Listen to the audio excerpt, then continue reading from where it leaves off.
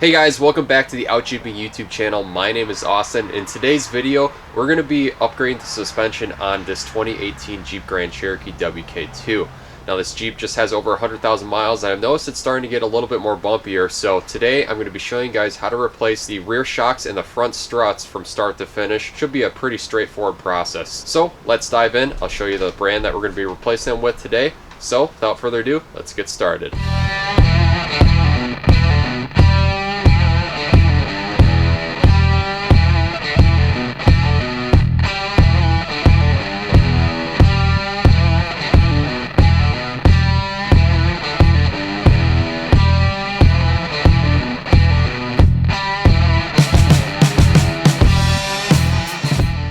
Alright, so here we are with all the new suspension components that we're going to be replacing on this 2018 Jeep Grand Cherokee. As you can tell, we got some new front struts right here, and we have some new rear shocks over here as well. And I decided to go with some Ranchos, being probably one of the better ones on the market currently.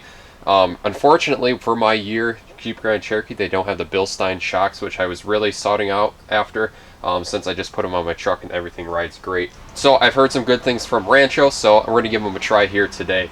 Other than buying the strut for each corner, I also went ahead and got new strut mounts. So I got the rear shock mounts right here. I got some front upper mounts as well over here. Not necessary, but if you do live in a rust climate and you're anticipating some parts being rusty, it's always good just to pick up some new mounts, and it makes the job a little bit more easier. Another reason why I went with Rancho is because I actually got these at a really discounted price. I got these off of Amazon, which, if you know, on Amazon they have the option to buy used but like new, and most of the times they're just used with some packaging defects on it, and that's exactly what I got here today, because normally these guys would be around 145 bucks a piece for the front struts, and I got them down to I think 30 bucks for one of them and 100 bucks for the other one. And then same thing with the rear shocks. Normally they were like 65.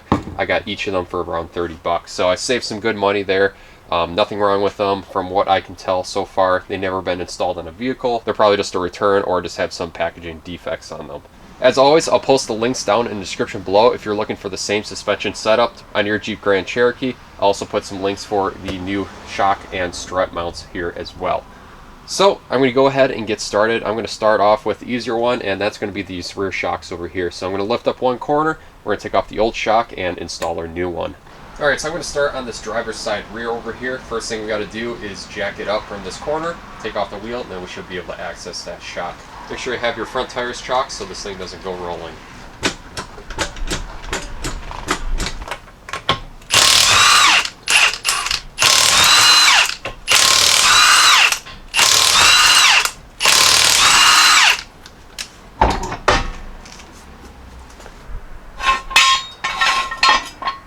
Alright, so with that wheel off, I got a jack stand underneath here for safety. And right here is our rear shock. So this is what we're going to be replacing here today on this corner. And it looks like it just has a simple bolt going into the bottom, which is connected to our lower control arm. And then it's also bolted up above right behind this wheel well liner right here, which we're going to undo this clip right here, pop this out of the way. We don't have to remove this entirely. There's going to be two bolts that go up into the body. We're going to undo those, and then this thing should come out nicely. So I'm going to start off and move this fender liner a little bit out of the way.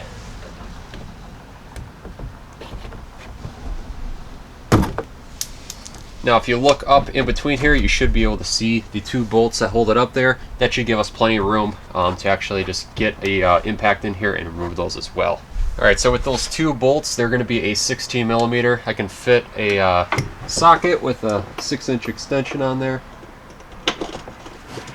Feed into place, and I like to start these off by hand just in case they are rusty. I don't want to run the risk of possibly snapping them off.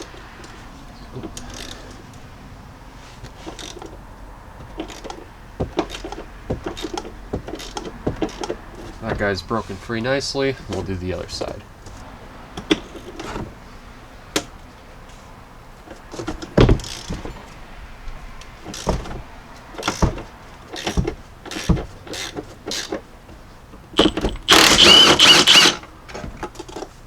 There's one bolt. There we go. Our shock's going to drop down a little bit because that's what's kind of holding up the suspension.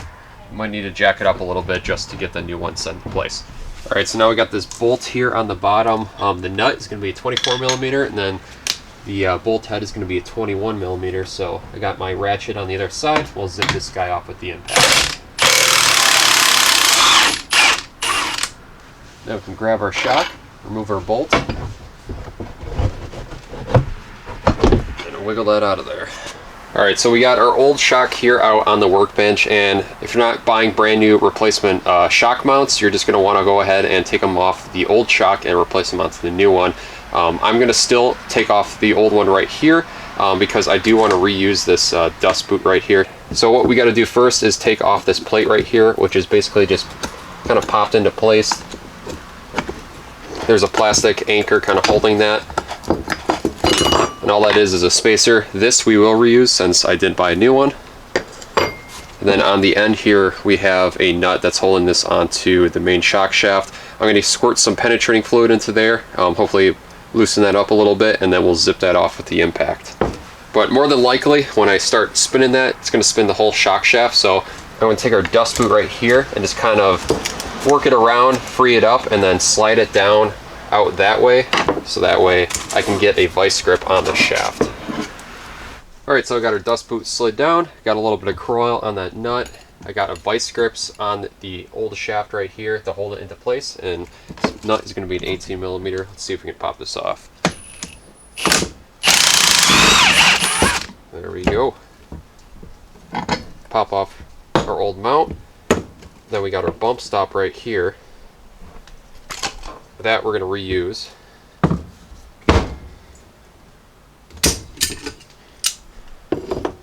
Then we can slide off our dust boot, and then we're done with the old shock. Alright, so now it's time to assemble our new shock right here. So I'm going to fit our dust boot over this, just like how it was on the old one. And then we got our bump stop. I'm going to slide that into place. And then if you got new shock mounts, you can put that on or reuse your old one if it's still good. And then we have new hardware right here that we're going to slide over as well. Alright, and then I'm going to snug this up with the impact. This one I'm just going to have to clamp this onto the shaft again. You don't really want to do this on the new one because it could damage it. So I'm going to take a piece of cloth or rag just to kind of go over it and go on the upper end, the side that's going to be least towards going into the cylinder.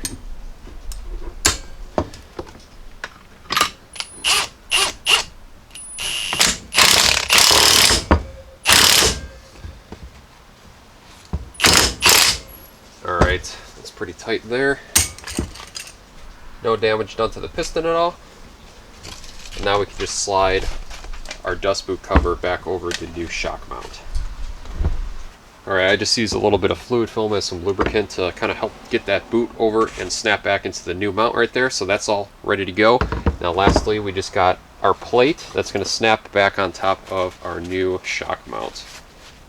Then we just got a little plastic anchor that goes into the corresponding hole. Push it in, and there we go. That guy's all ready to get stalled back into the vehicle. Alright, so I'm going to slide in our shock and bolt it onto the top end of the Jeep first.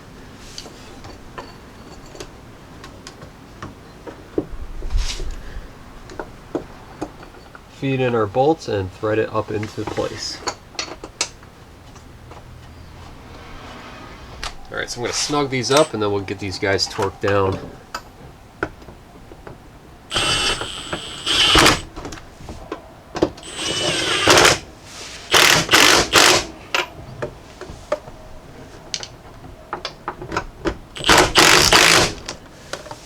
So the torque spec on these top two bolts is going to be 48 foot-pounds.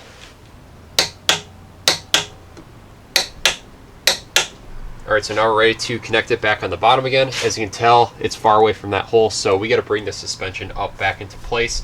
And with the jack supporting the body right now, we have a jack stand underneath the control arm right here on the end. So I'm basically going to release the jack stand a little bit so that way it starts compressing the suspension on that jack stand and it'll bring it up, and then we can slide in our bolt.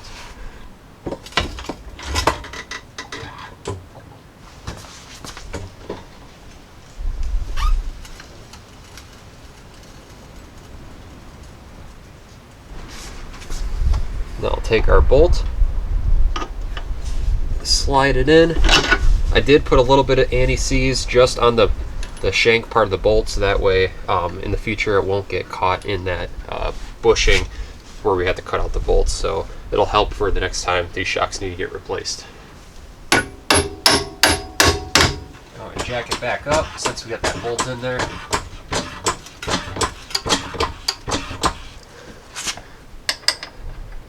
We got our nut on the back side. Now we can start stunging this up. Alright, then lastly we'll torque this guy down to 178 foot-pounds.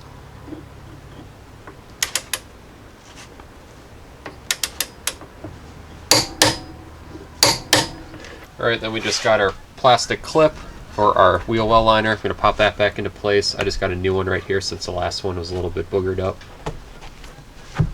Alright, there we go for the shock install in this corner. Just got to throw the wheel on. Then I'll jump onto the other side and get that one knocked out as well.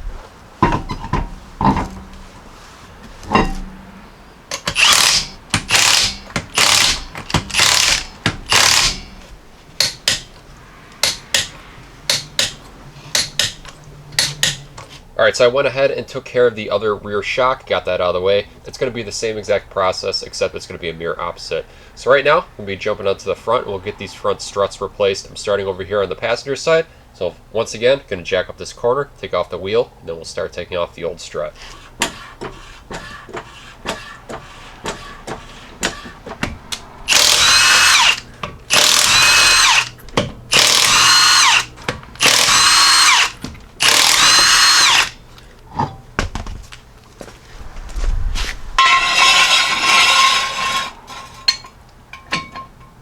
Alright, so let's go over quickly the process on removing this old strut that's in here. We do have to remove quite a bit of things just to be able to get that guy out of place. So to start off, we're going to have to undo this upper control arm with this ball joint right here. We're going to have to undo the axle nut because this whole knuckle is going to have to slide out a little bit. We're going to have to remove the tie rod end going to the knuckle, our sway bar link going to our strut, and then also the ABS wire over here as well. So before we start unscrewing everything, it kind of does have to come off in sequence, so that way this thing doesn't spring back at you where you can get hurt. So I'm going to start off with the axle nut right here. We're going to zip that off. Then we're going to remove the ABS wire, our tie rod end over here, and then we'll get to the upper ball joint up here. And then we're also going to compress the suspension while we do, so that way everything comes off nice and smoothly. So right now I just put a jack stand underneath the frame, and I have the jack underneath the lower control arm because we're going to compress the suspension just a little bit as we take some things off. So I just have a little bit of pressure on there right now, and then next I'm going to move and we'll zip off this axle nut right here. So this axle nut's going to be a 31mm socket, which I don't have, but I'm pretty sure this 1 1/4 is going to do for me today. There we go.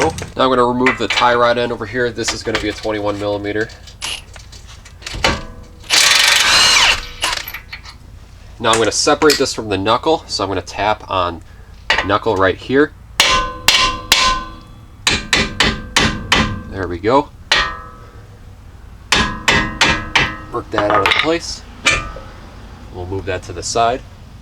And now for our ABS wire, it looks like it just plastic clipped into place, so I'm just going to pry it out of place, so that way it'll give us some slack when we move this knuckle down.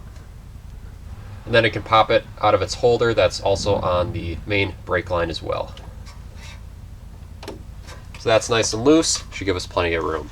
So I got the jack underneath the lower control arm right here, and I'm going to put a little bit more pressure, and then I'm going to work on undoing this upper ball joint. I'm going to break it free, and then slowly kind of remove it so that way nothing flies out at us. So I'm going to first jack this up a little bit.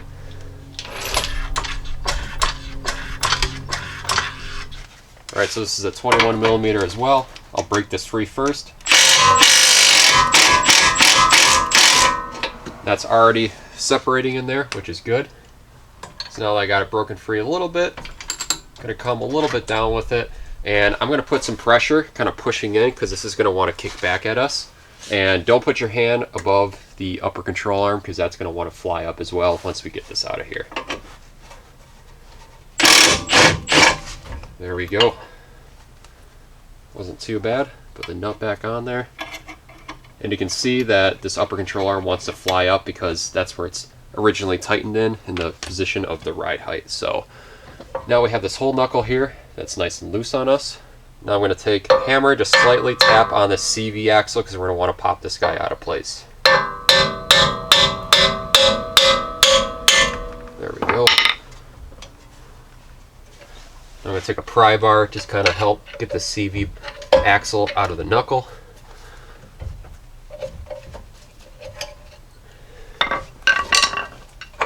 Alright, so I still need a little bit more room to get the rest of that CV axle out of there. The reason why we're kind of disconnecting the CV axle is because we want the shaft to drop down close to that lower control arm to give us enough room to be able to get the strut out of there. So what I'm going to do right now is undo the sway bar link right here. That's going to free up some more suspension. Then I'm going to tackle that lower strut bolt and unbolt it from the lower control arm. Then this should be able to move a little bit more. So I got a 21mm socket on the nut on the back side of this bolt right here, and then an 18mm wrench. And we're going to undo it from the strut side.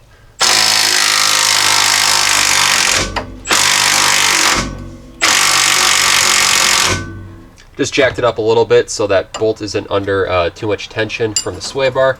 So now it's nice and loose. Fish it up the rest of the way.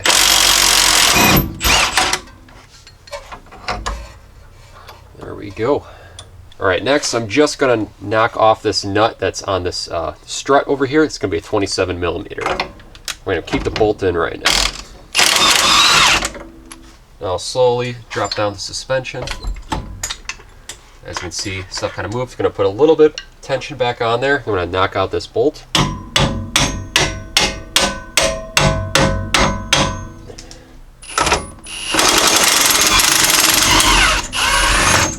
There we go.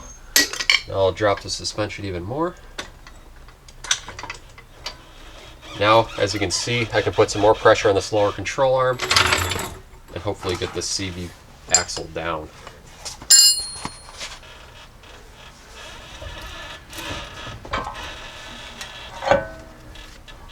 When you're doing this, just make sure you watch your brake line. I still got plenty of slack.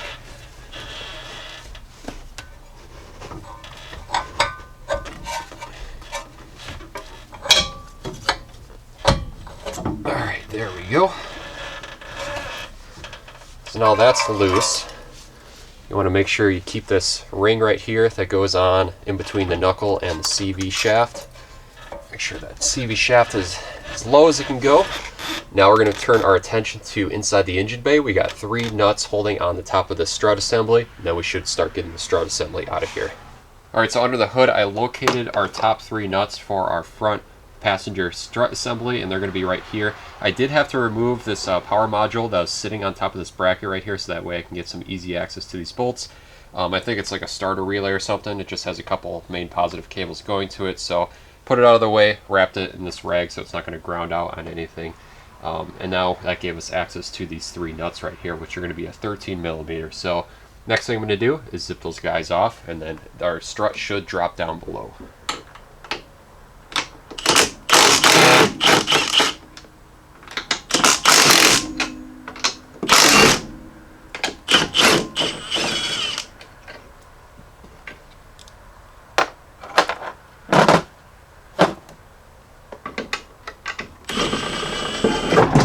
There we go. Now we'll go down below and try and fish out our strut. It's going to be all grimy because it's full of fluid film from last year, but try and get this out of here.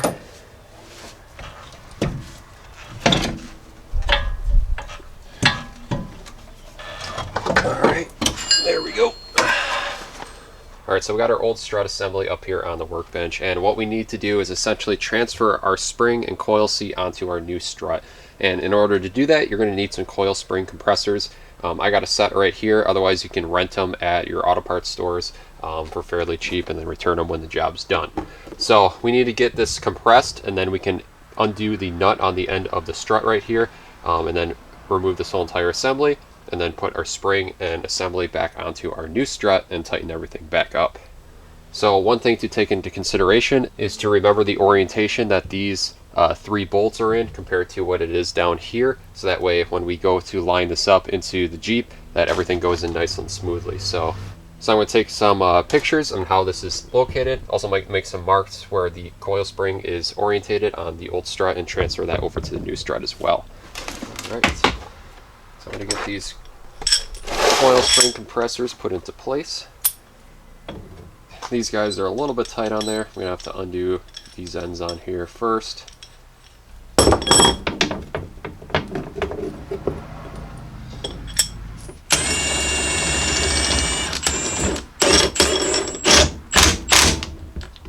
Alright, so I got my coil spring compressors into place on either side of the coil spring, as much rungs of the spring as I can get it on. And these are going to be a 3/4 on this coil spring compressor kit. So basically, I'm going to compress either side equally until the spring is able to move freely within the pockets that it's sitting in. Then we'll undo the nut over here. So right now, that's what I'm going to do, is slowly tighten these guys up.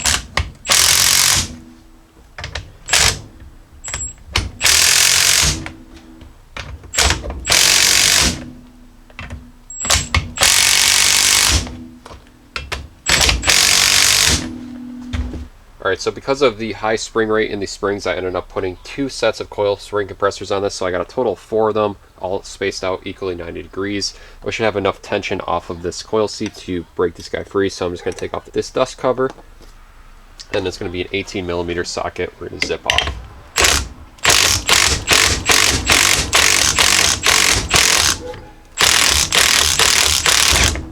There we go. Now we can take out our old strut. I'm going to take off the old bump stop. We're going to reuse that.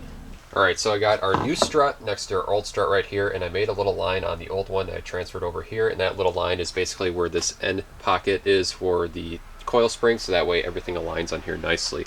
Now I decided to get some new strut mounts right here. Not necessary, but I went ahead and got it just because there's some new rubber inside here, and it's going to help for an overall better ride. So I'm going to take off this old strut seat right here, so I'm just going to see if I can try and pry this guy out of there.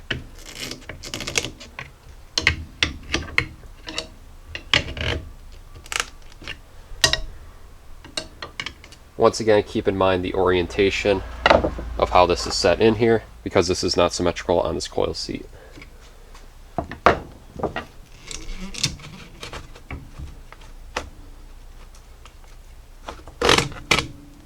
Alright, now we need to reuse this isolator and this dust boot cover. I'm going to peel that off of the old one.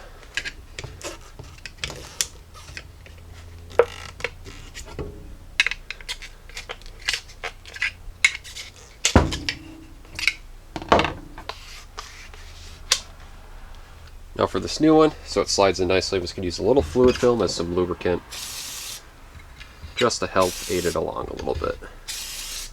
Now lining up the isolator to the new mount, there is a little hole right here that indicates it should be aligned with this little nub right here, so we're going to line that up into place. Now we'll drop this back down, line it up with the coil spring. We're going to lay this back down on its side, and then we'll slide in our new strut. When you're doing this, make sure you have the correct side strut, because the left and right side are a little bit different with how this sway bar mount is. And before we put that in, we want to make sure we get our bump stop. Slide that back on. And slide this in here. And line up right where we need to go for our mark right here for the end of the coil spring. Alright, so we're back. I ended up having to compress the coil spring a lot more just to be able to get it on, just because the new coil seats and everything are nice and firm, and they just need a little bit more compression. Ended up just having to respace these things out, uncompress the spring, and recompress it. So now I got it at the point, we got enough of the strut sticking out the top, so I got the new nut we're going to stick on there. This new one's a 3/4, and I'm going to zip this guy on. Double check our marks. Looks like I got the coil spring right where it needs to go, and then we're just going to tighten this up. That's nice and tight right there. Now we should be safe to go ahead and start slowly loosening up all the coil compressors evenly, and then we can get this all off and put the new strut assembly into the vehicle.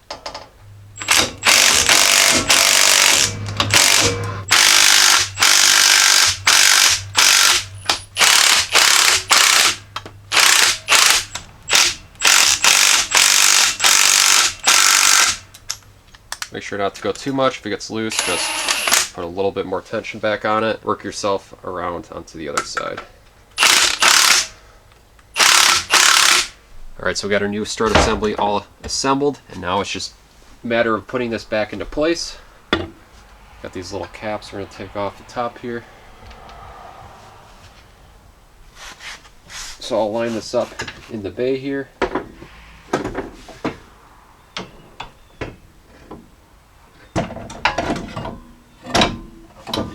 I'm going to go on the top side and feed on our nuts.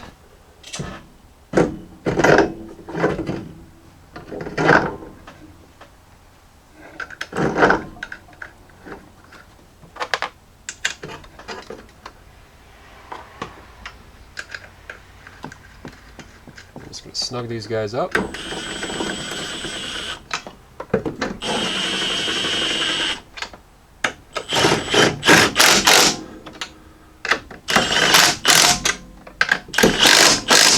So now these 3 nuts up here, they get torqued down to 21 foot-pounds. I don't have a torque wrench that goes that low, so I'm just going to kind of feel for it.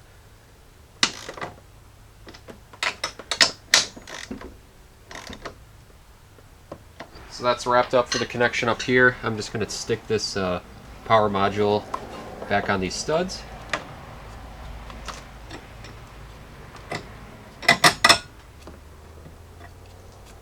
These guys just had 2 little 10mm nuts.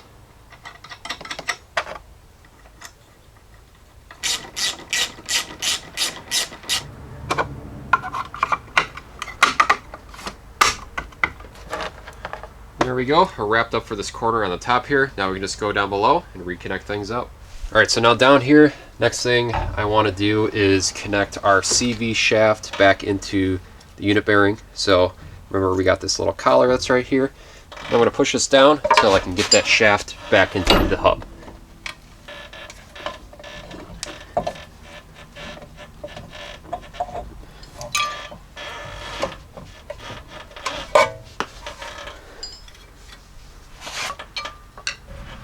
There we go. That slid right in. Now next I'm going to feed in the bolt for the lower part of our strut. So line it up with our lower control arm.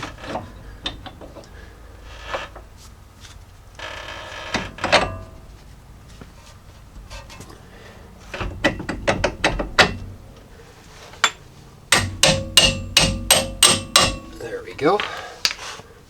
Right now we'll just loosely put on this nut. Now I'm going to get our sway bar mount bolted in. It's going to jack up the suspension so it aligns up a little bit better.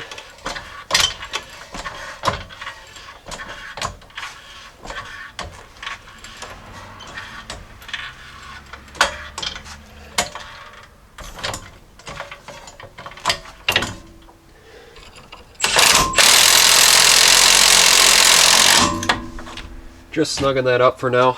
We'll come back and torque everything down when we're finished. Next, I'm going to do our upper ball joint. This we might need to jack a little bit more up.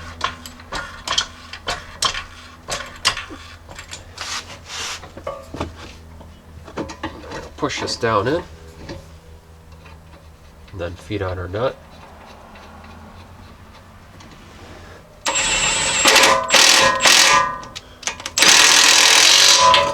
Then we got our tie rod end. Slip that in. And then put on our nut.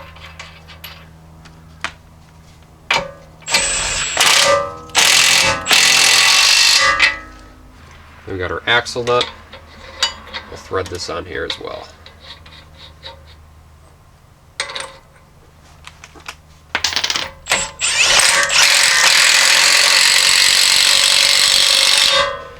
I'm going to route our ABS, clip everything back into place.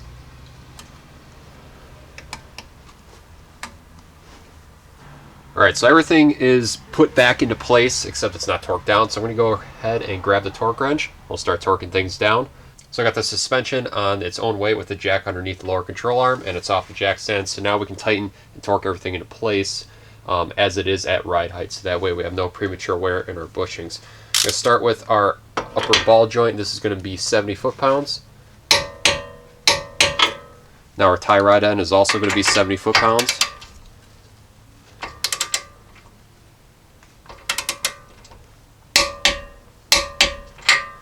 So our sway bar end link is going to be 90 foot-pounds. I can't get my torque wrench in here, so we're just going to have to do this by hand.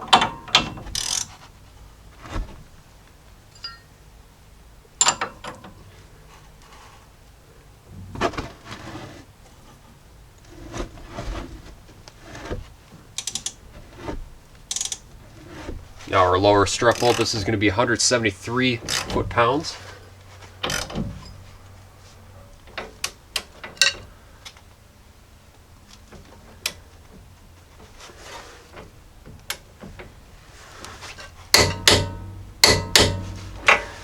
And lastly, our axle nut, that's going to be 229 foot-pounds.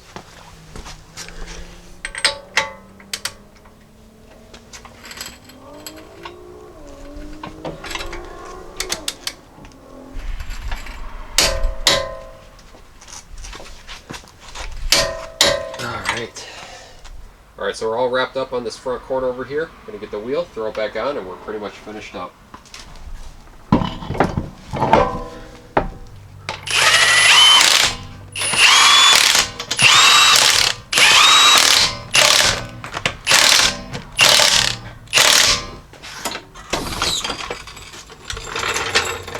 Alright guys, before this video ends, I do want to mention today's video sponsor, and that is Topdone. They sent out a Bluetooth scanner that we're going to be showing you guys here real quick. This is pretty neat. This is a nice small device that you can plug into your OBD2 port and be able to do a full system diagnostics on your vehicle and have it connect directly to your phones. Alright, so this is our scanner outside the box, and as you can see, it's a nice small device right here, easy to store in your vehicle if you need it on the road. This thing is all Bluetooth connectability, so you don't have to worry about wires or anything. And these are the instructions that come with it. Then pretty much what you need to do is download the Topdone CarPal app, either from the Android or Apple App Store. Now you want to make sure you get the correct app because they do have multiple apps that are out there for Topdone. You want to make sure you get the Topdone CarPal app with your CarPal unit right here, otherwise it will not work on their other apps. So that's exactly what I'm going to do. I'm going to download the app, and then I'm going to plug this into my vehicle. Then I can show you guys all the features that you can do from your phone. So let's head over to the Jeep. Alright, so once you're in the vehicle, you want to locate the OBD2 port. It's usually underneath the driver's side dashboard, and on this Jeep Cherokee, it's right here. So we're going to plug it into place. And as you can see, we got green lights right away, so we're able to get power.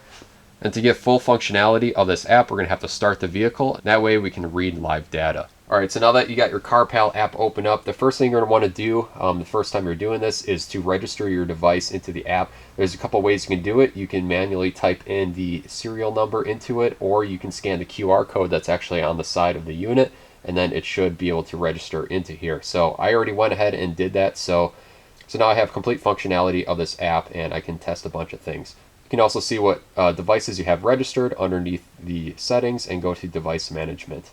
And here you can see my unit is connected to here now. So as you can see on the main home page, we have a lot of tests that we can do. We got battery test right here. I'm going to connect my CarPal, and I can perform a battery test on this thing. And it shows the voltage, and then I can go ahead and start the vehicle.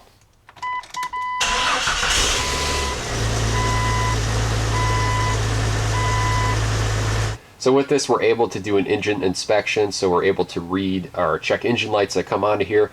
Now we can also take a look at the live feed on this and take a look at all of our sensors. Now this 99 Jeep Cherokee doesn't have a whole lot on there. Obviously newer vehicles might have a whole lot more sensors that we can read off of it as well. Now I did the engine inspection on here. I currently don't have any checked engine lights, and it's saying that everything is all up to date. Everything is all good and healthy. There's no trouble codes that are on here as well, so that's good to go. Alright guys, there you have it. I want to thank Topdone for sending out their CarPal unit for me to take a look at.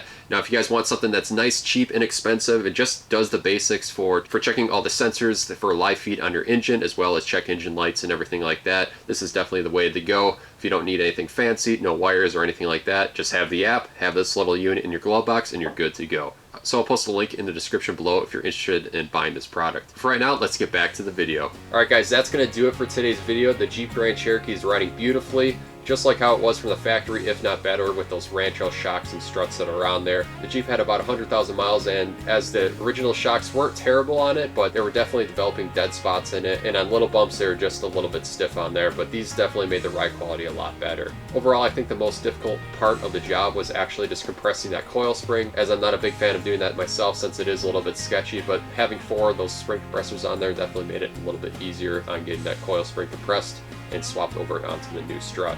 As always, I'll post links down below if you guys are looking to upgrade your suspension on your Jeep Grand Cherokee with some Rancho shocks. If you guys found this video helpful, make sure to like and subscribe to the Out Jeeping YouTube channel. If you guys have any questions or comments, make sure to post them down below and I'll be happy to get back to you. If you guys want to help support the channel, make sure to check out outjeeping.com in the description down below. You guys can pick up some t-shirts and some decals down there to help support the channel. So, I want to thank you guys for watching, and I'll see you guys in the next video.